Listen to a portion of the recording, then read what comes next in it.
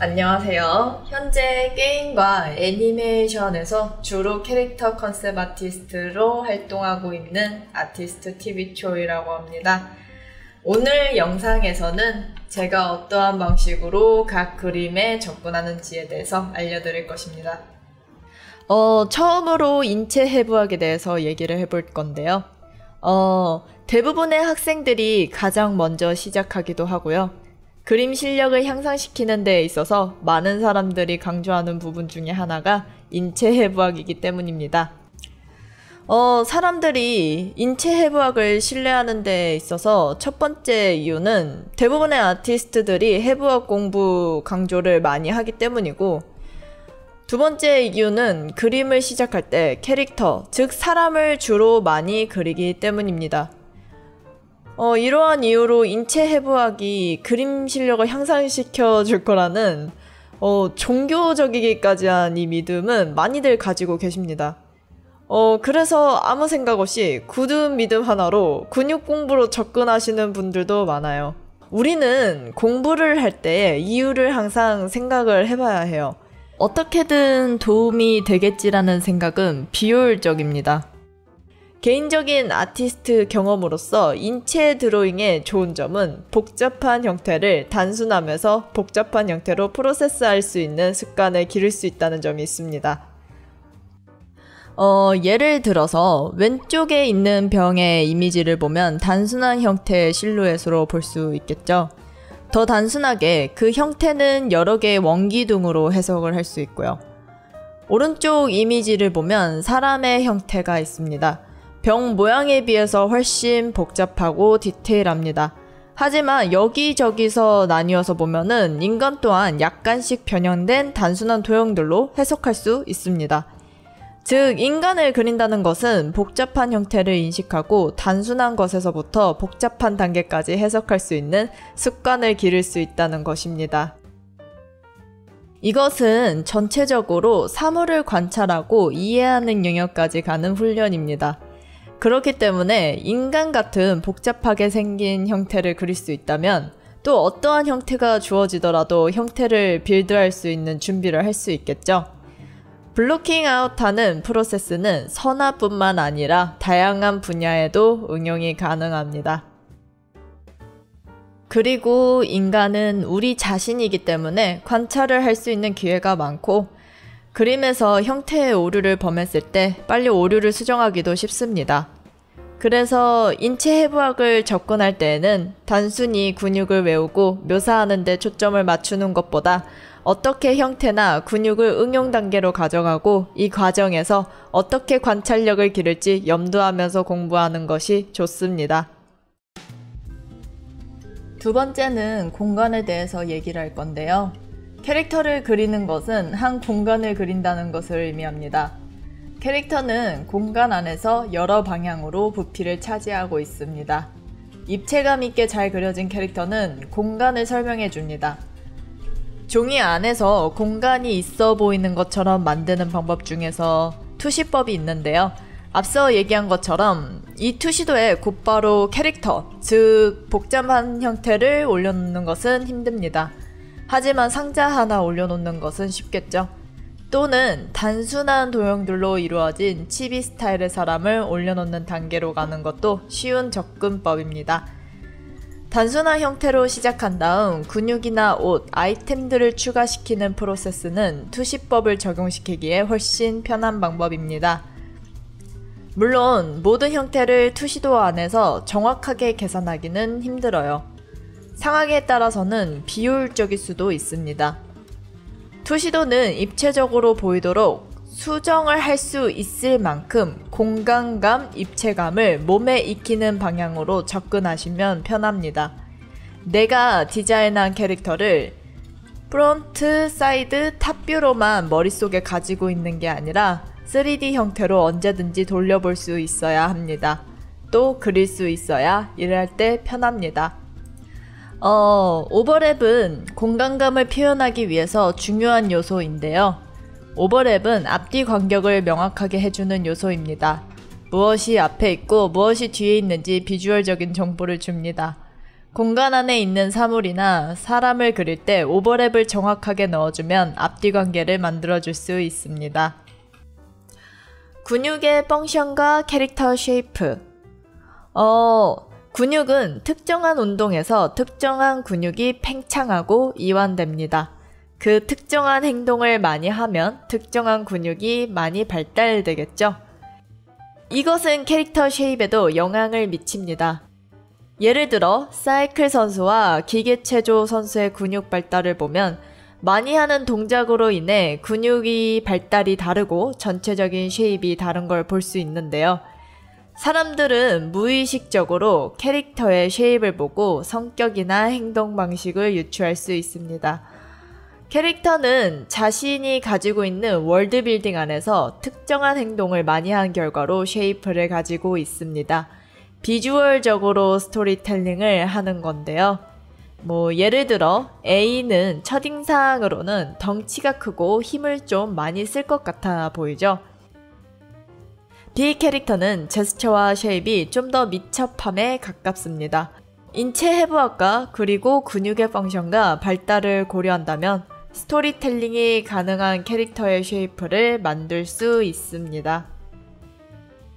과장에 대해서 얘기를 해보겠습니다.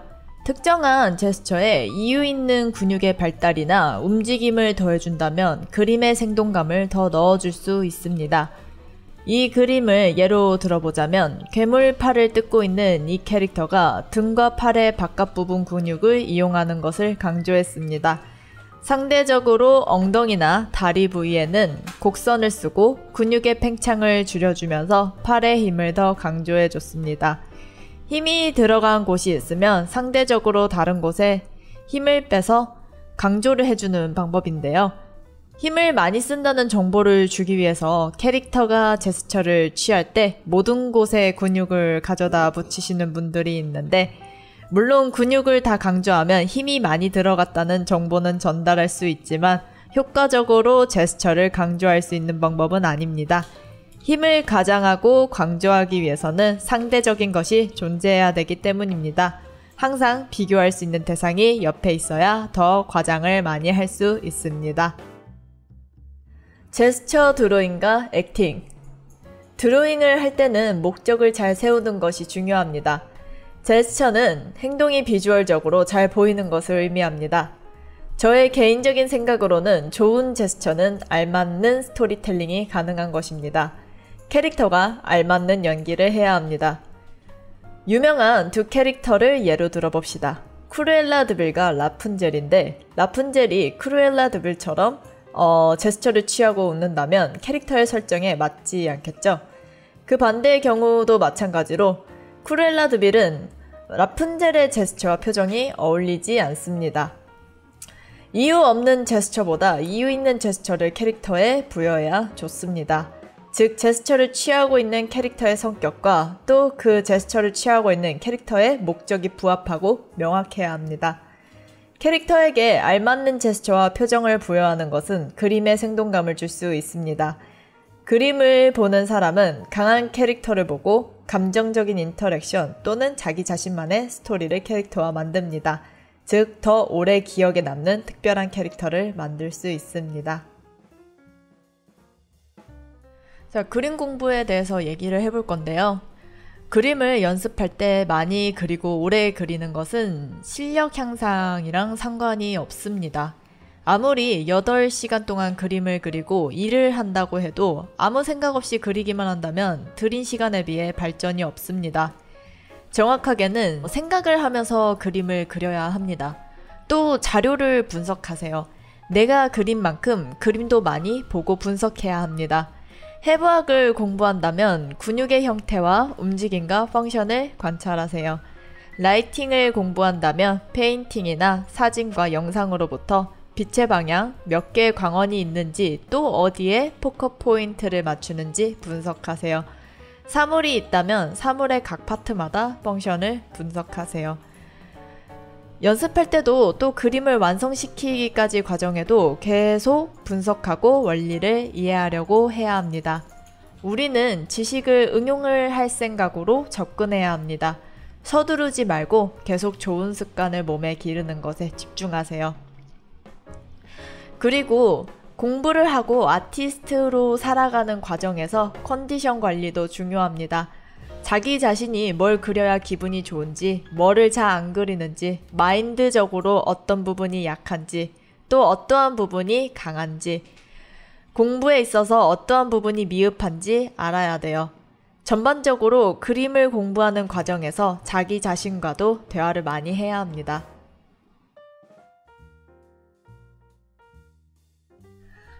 이렇게 얘기를 하면 제가 아트 커리어에서 인체 해부학을 많이 강조하는 것처럼 들릴 수 있는데요.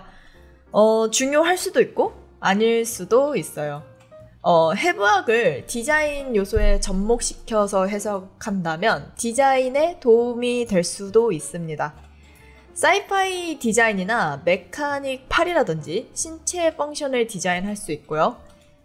개인적인 경험으로서는 디자인과 컨셉 아트를 할 때 인체 해부학을 공부함으로써 쌓인 형태감이나 인체 기능에 대한 응용력을 더 많이 썼던 것 같아요. 물론 무언가를 할 수 있는 것은 좀 더 다양한 일을 할 수는 있어요. 그리고 스킬적으로 형태를 빠르게 잡고 렌더링이 가능하다면 좀 더 디자인에 신경 쓸 수 있는 시간도 많아지겠죠. 개인적으로 캐릭터나 코스튬 디자인이나 게임 쉐이프 랭귀지나 액팅 컨셉을 한 경우가 많았는데 프로젝트, 컨텐츠, 또 팀마다 아트에서 중요하게 생각하는 요소가 다릅니다.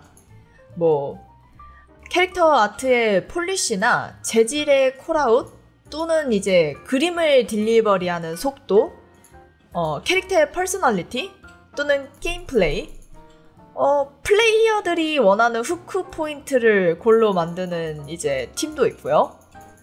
골이 다 달라요. 근데 다 중요하기는 합니다. 각자 아티스트들마다 팀에 배치되어 있는 이유와 강점도 다 달라요. 그리고 일부 맡은 일에 따라서는 많은 그림적인 스킬이나 렌더링이 필요하지 않을 때도 있어요. 물론 결과물은 좋아야겠죠? 내가 맡은 일 또는 하고 싶은 일이 스킬적인 요소가 많이 들어간다면 무언가를 안다는 것은 그냥 이제 내가 프로젝트나 이제 그 하는 일을 고르는 데 있어서 더 많은 이제 바리에이션이 생기겠죠. 인체 해부학에 대한 이제 중요도는 여러분이 어떠한 아티스트가 되고 싶냐에 따라 달라지는 것 같습니다. 유튜브 영상용으로 이제 짧게 7개로 간단하게 분류한 이제 영상인데요. 강의를 하면서 다양한 케이스의 문제를 가지고 있는 학생들을 많이 봤고 사람마다 다 공부의 접근법이 다릅니다. 그림은 딱 이렇게 공부해야 된다는 법은 없어요. 그 공통적인 법칙을 만들기에는 복합적인 요소가 너무 많습니다. 이 영상을 보시고 꼭 이렇게 하라는 것이 아니라 TV초이가 어떠한 생각으로 그림을 접하는지만 알아보는 영상으로 생각하시면 될 것 같습니다. 도움이 조금이나마 됐으면 좋겠습니다. 감사합니다.